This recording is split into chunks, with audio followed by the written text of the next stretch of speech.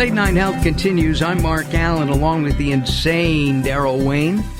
At the next hour, we will be talking about National Adoption Month and fertility and how it affects both men and women when they're trying to have a baby.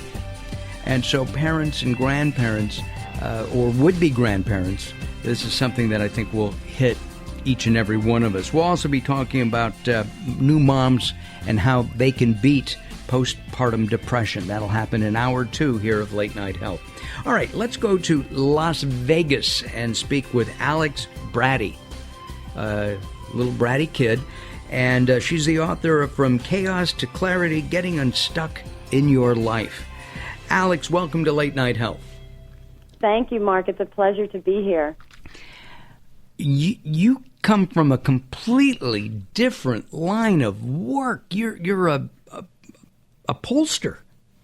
I was. That was my life for many, many years. I spent 15 years working my way up the ladder and reaching the pinnacle of that work, only to essentially walk away from it and really pursue what my life's purpose is and my calling is, which is to coach and to write and to speak. Hence the book, and hence why I'm on your show now. I really made a big change in my life. How did you were based in Washington, D.C., weren't you? Yes, I was. How did you go from Washington to Nevada? Well, that's a really interesting question, and it's part of my journey, in fact. My husband, a few years ago, was diagnosed with cancer. And prior to that, it had always been our dream to move west, to get out into this beautiful climate.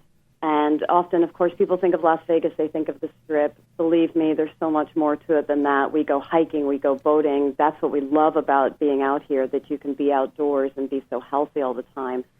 But we couldn't really break free of that Beltway bubble. We were both inside that Washington, D.C. world.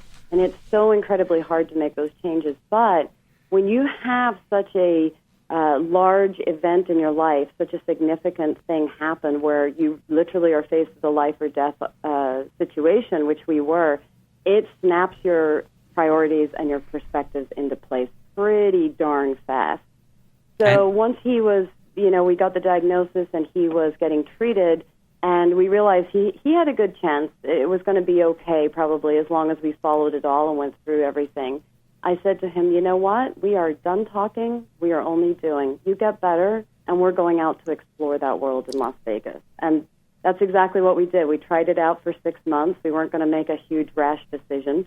But once he was better and we did that, we just fell in love with the place. And now we live out here. We enjoy being outdoors, and we're healthier than ever. That is great. And your husband's okay?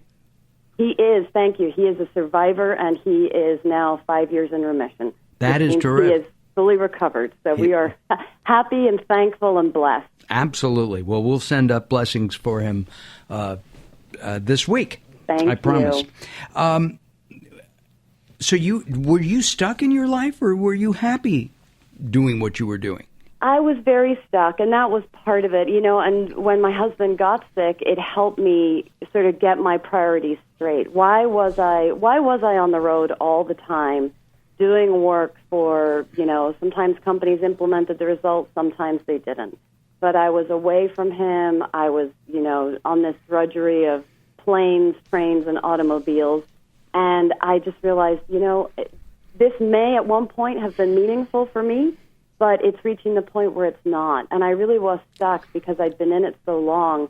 I didn't know how to get out of it, and I didn't know how to essentially find that fulfillment in my life that I was searching for. I didn't know where it was. I didn't know how to access it. I was basically completely stuck and trying to figure out, what do I do next? How do I change this? Because if I don't change it, guess what? This is what my life is going to be for the next 10, 20, 30 years. And I was pretty clear that I didn't want it to be that.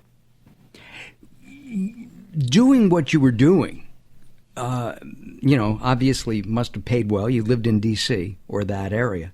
But most people don't know what their purpose is. You started the show by saying, my purpose is to help people.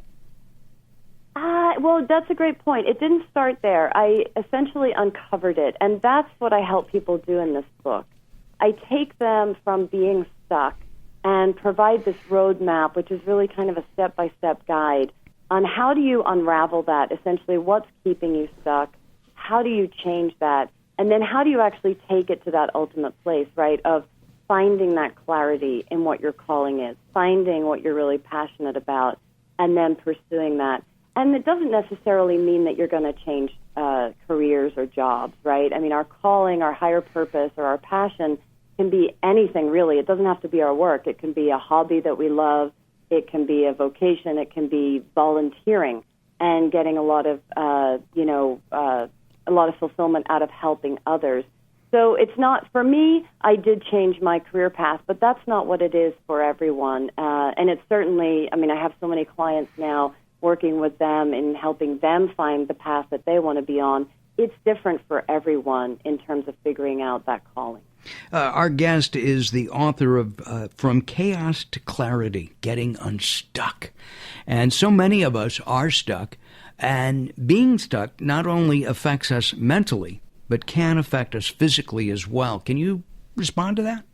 Absolutely, yes. And there's more and more research out there showing that burnout, stress, lack of sleep, all those things that we tend to experience when we're stuck because we're so frustrated, we're so anxious with our lives and where they're headed, all those things have a great impact on our health.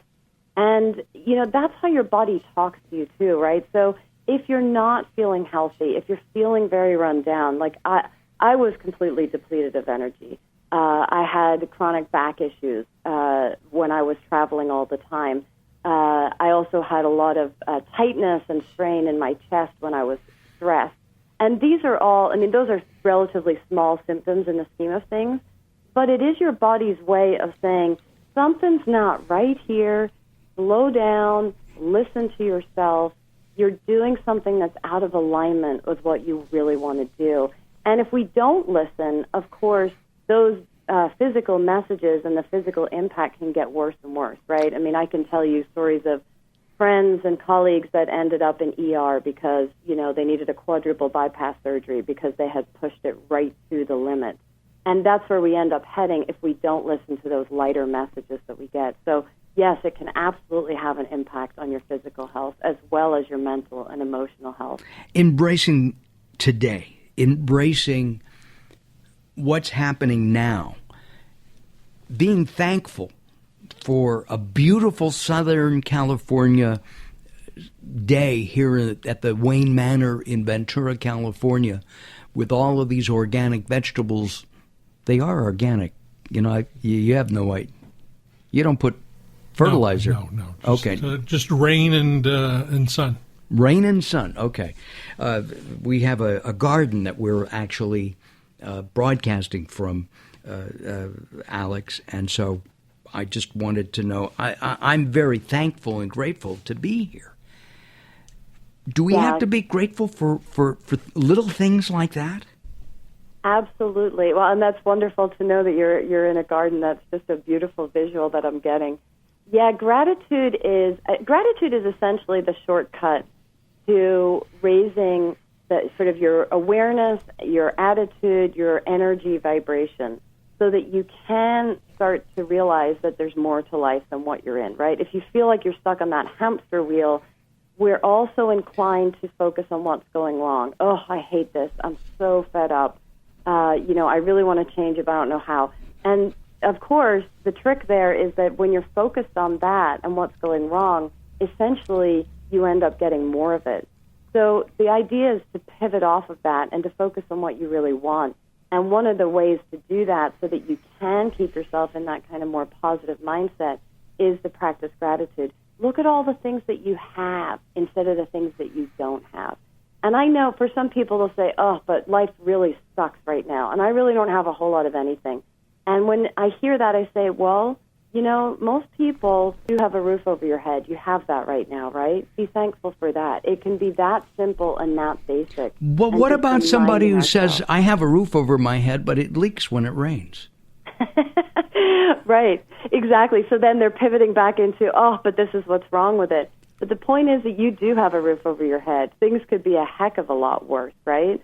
And so it is looking at that positive side. This is what I have. And yes, I can fix the leak. The leak isn't something that has to stay there. I can fix that, and I can make the roof perfect. But having the actual roof is in and of itself something to be thankful for.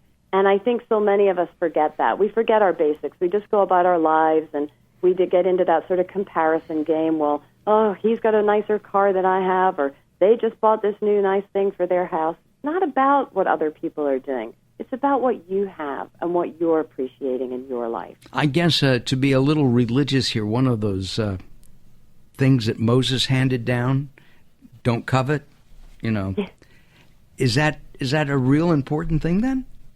Anytime, Daryl? Go. Okay. Yeah, I think it really is. I mean, let's face it, we can all find someone or something that's better than we are, that we think is better than we have, right? We can all, even if we're at the top of our game, we can look and find some example of where people seem to be living a better life than we are. And when we get caught up in that, again, we end up focusing on what we don't have. I don't have that snazzy sports car that such and such has. I don't have the life that they do.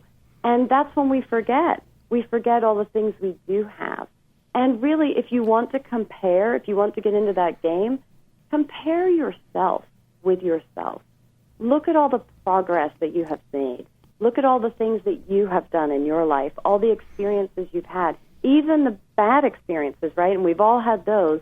You come out the other side, and you're a better person for it. You've learned a lot, and you've grown throughout it. But it is really hard when the universe seems to just smack you in the head again and again and again. How do you change that? Well, I think the first thing there is to recognize what's going on, right? You have to hit the pause button and assess what's happening. So if the universe is smacking you in the head again and again, as you put it, you want to look at, is it basically the same experience I'm having, just with different scenery and different players? And if it is, then there's a lesson there that's to be learned. It's like dating. It's like dating learned yet. I'm sorry, I didn't mean to interrupt, but it's like dating the same person over and over and over again, the same type of person. Exactly. And when that happens, when we do get those sort of deja vu experiences in our lives, like, oh, I can't believe this is happening again. Stop, hit the pause button, look at what's going on, understand what's really happening in the situation, and identify what it is that you've been doing or you've been thinking. Don't look at the other person right then. Look at how you have reacted or behaved in the situation, and see, what is it that's going on with me? What is the lesson I'm to be learning? Is it that I'm to be learning that I should be valuing myself more? So to take your example of dating, I don't need Alex, to date the we same are guy. out of time for this segment. So we're going to Okay. pick this up in just a couple of moments. Okay. I'm Mark Alyn, along with Alex Bratty, and we are going to continue. She is the author of From Chaos to Clarity, and Late Night Health moves on as Late Night Health continues.